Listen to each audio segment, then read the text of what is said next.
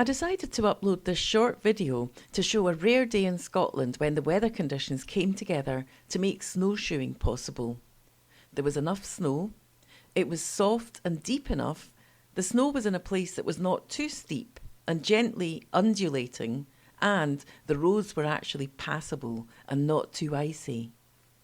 Sunshine was a bit too much to ask. In fact, the weather forecast had deteriorated that morning, so the winds were stronger than expected and it got quite blizzardy for a while. The following day, we also did snowshoeing in the Tairneachan Hills, and the conditions that day were lovely, dry and sunny with hardly any winds. But I didn't do any filming that day. It's actually quite good to see how quickly the weather conditions can deteriorate in a Scottish winter. You really do have to be prepared for anything. I wouldn't advise anyone to do snowshoeing at high altitudes unless you have all the winter gear, which means carrying a heavy backpack with things like a head torch, extra layers, food, water, maybe a flask of tea. And you should also have a lot of hill walking experience and have done at least one winter skills course. So I'm snowshoeing near Meall Tairneachan today, near Pitlochry and Aberfeldy, and it's quite tiring doing snowshoeing.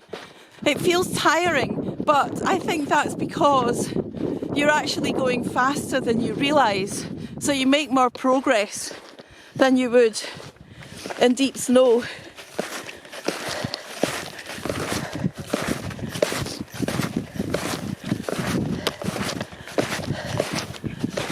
It's perfect conditions today for snowshoeing. Nice, deep, powdery snow.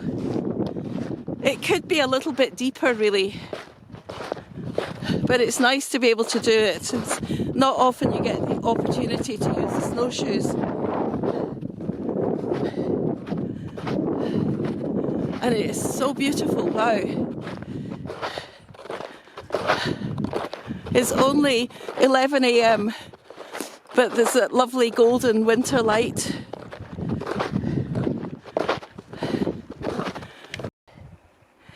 That's Meall Tairneachan.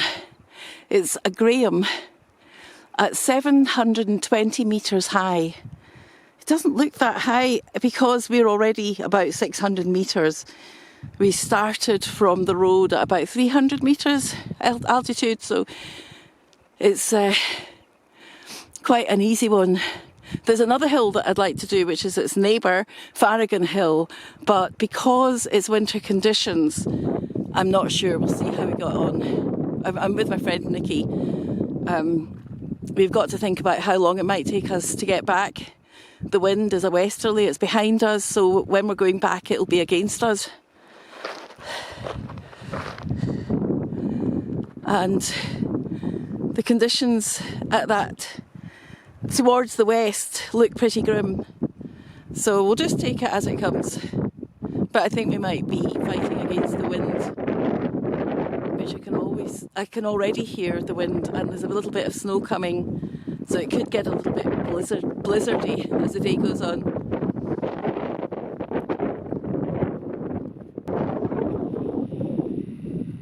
You can just see Schiehallion there.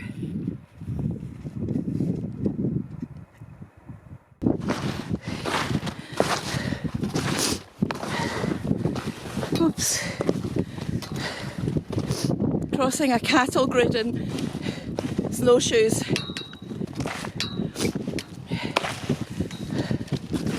Quite easy.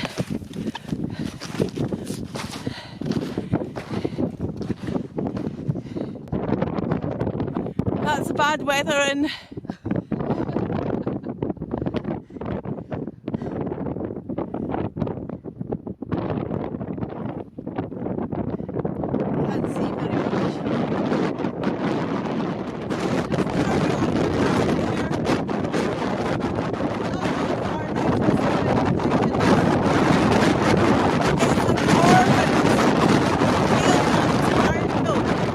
left the path, the wind became so strong that my voice was totally lost. I've no idea what I was trying to say. It became difficult to walk, and as we got closer to the summit, it became difficult to stay upright.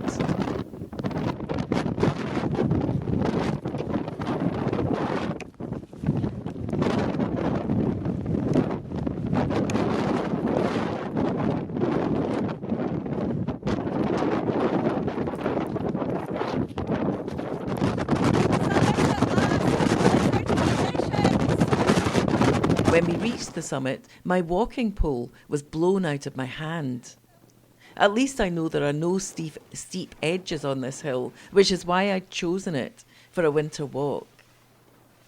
I was trying to arrange my snowshoes in the hope of doing a summit pose, but the wind just made my snowshoe flap about every time I lifted up my leg, so eventually I just laid back against the trig point.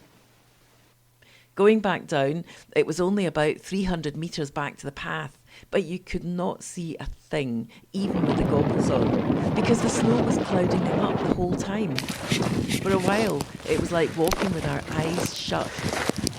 At least I had the comfort of knowing that there was no danger of us stepping onto a cornice or going over a cliff edge. Once we did get back to the path, we didn't hang about. We wanted to get out of that horrible weather.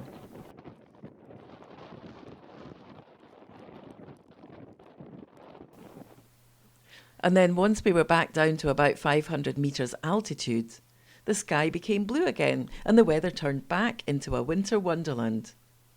I don't know if we just timed it badly or if it was stormy at higher altitudes.